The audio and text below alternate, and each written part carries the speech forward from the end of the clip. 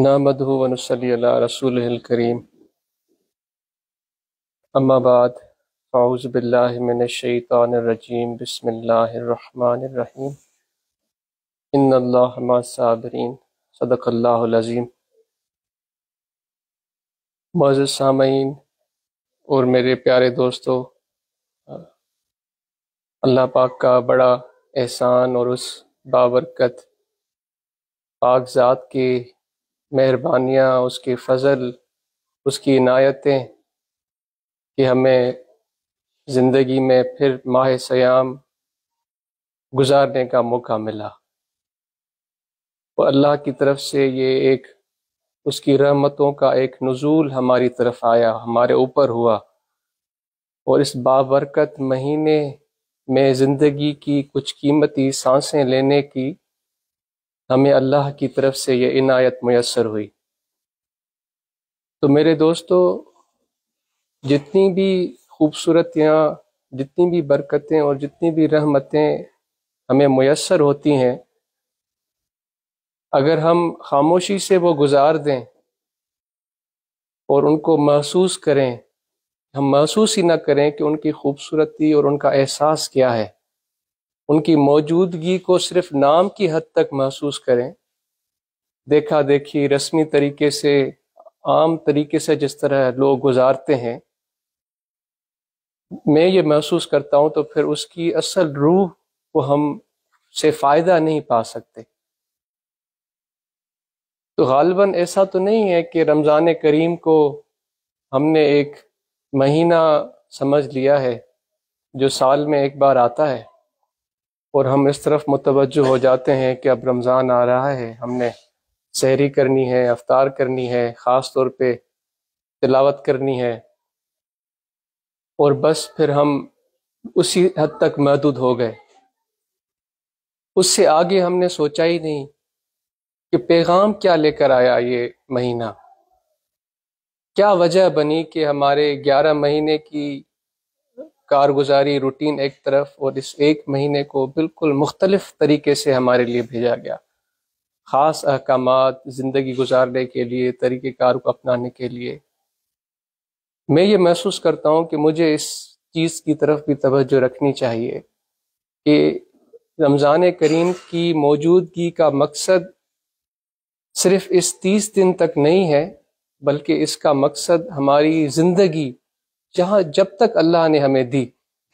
اس ساری زندگی میں اس کا احساس ہونا، اس کی موجودگی کو محسوس کرنا بھی ہمارے لیے لازم ہے۔ تو میرے دوستو، یہ جو باتیں ہوتی ہیں، احساسات ہوتے ہیں، جس طرح آپ کریم صلی اللہ علیہ وآلہ وسلم نے فرمایا کہ ایسے بھی لوگ ہیں جب وہ نماز پڑھ کے مسجد سے نکلتے ہیں تو فرشتے ان کے منہ پہ نماز دے کر مارتے ہیں۔ وہ مسجد میں بھی گئے، وضو بھی کیا، سب کچھ بظاہر تو ہم نے دیکھا کہ وہ میں نے مکمل کیا ہے، مگر ایسی کیا کمی رہ گئی کہ وہ نماز مقبولیت کے مقام تک نہیں پہنچی۔ وہ اس نماز کی روح کو محسوس کرنا ہے، اللہ کی ذات کے قرب کو، اس کی بندگی، اس کے حضور کو محسوس کر کے نماز ادا کرنی ہے، تو ہی وہ نماز قبولیت کے شرف کو پہنچتی ہے۔ تو میرے دوستو، آپ اور ہم جتنے بھی دین کے فرائض ہیں، جتنی بھی واجبات ہیں، جتنی بھی نوافل ہیں، ان کی طرف توجہ دیں، دیکھا دیکھی ہم کرتے رہیں، مگر ان کی روح کو محسوس نہیں کریں تو اس کا فائدہ کتنا حاصل ہو سکتا ہے۔ اس کے لیے ایک میں آپ کے سامنے اپنی ہی ایک کیفیت عرض رکھوں گا کہ جتنا کشمکش، اتنی عبادتیں ہونے کے باوجود مسلمانوں کی تعداد الحمدللہ اس حد تک ہے کہ شاید کہہ رہے ہیں کہ آنے والے کچھ سالوں میں اسلام سب سے بڑا مذہب ہوگا اس دنیا کا۔ اس کے باوجود جو ہم مثالیں دیتے ہیں وہ آج کے مسلمانوں کی نہیں دیتے۔ جو آج ہم کر رہے ہیں، ہم اس کی مثال نہیں دیتے کہ ہمارا اخلاق کتنا اچھا ہے، ہمارا کردار کتنا اچھا ہے، ہمیں مثالیں پیچھے ڈھونڈنی پڑتی ہیں۔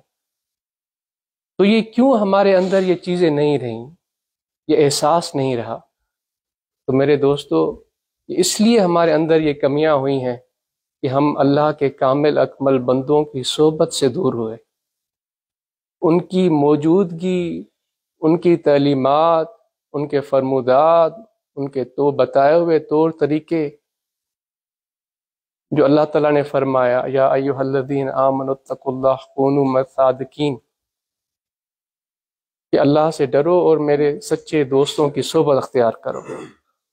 اس لیے وہ احساس لاتی ہے ہمارے اندر، وہ حقیقت نماز، وہ حقیقت فرض، جو بھی عبادات ہیں،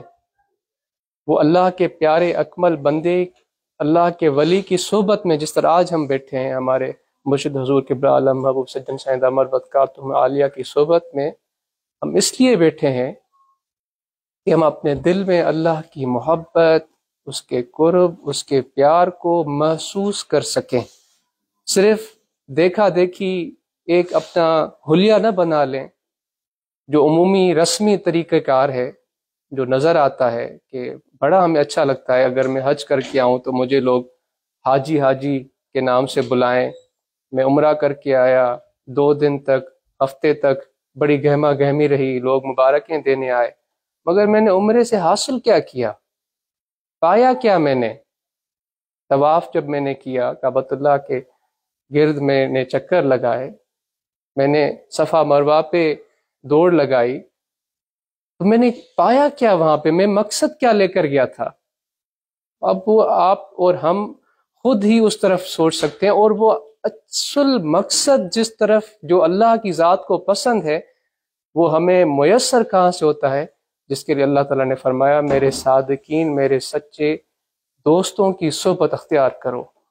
ان کے حضور میں بیٹھو، ان کے ساتھ بیٹھو، ان کی ہم نشینی میں بیٹھو، جس طرح آج ہم یہاں پر مل کے بیٹھے ہیں۔ تو میں آپ کو یہ گزارش رکھوں گا کہ آج آپ یہاں پر یہ دل میں احساس لائیں کہ یہاں ہم بیٹھے ہیں تو اللہ کی محبت کو محسوس کرنے کے لیے بیٹھے ہیں۔ آقا نامدار حضرت صلی اللہ علیہ وآلہ وسلم کے بتائے ہوئے طریقے پر چلنے سے جو احساس، جو سرور ملتا ہے، اس کو محسوس اور حاصل کرنے کے لیے یہاں پر بیٹھے ہیں۔ انشاءاللہ اس نیت کے بدلے میں اللہ تعالیٰ آپ کے اور بھی معاملات میں بہتری فرما دیں گے۔ تو میرا زیادہ بولنا اچھا نہیں لگتا، کیونکہ ہم جن کے لیے یہاں پر آج بیٹھے ہیں، جو وقت نکال کر آئے ہیں، ان کی ہی گفتگو،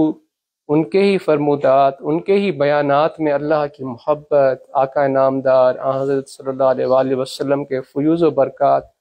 اور وہ عبادات کا جو روح ہے جس کے لیے میں گزارش کر رہا تھا، وہ میں نے انہی کے فرمودات، ان کی صحبت میں بیٹھ کر ان کو حاصل کیا ہے۔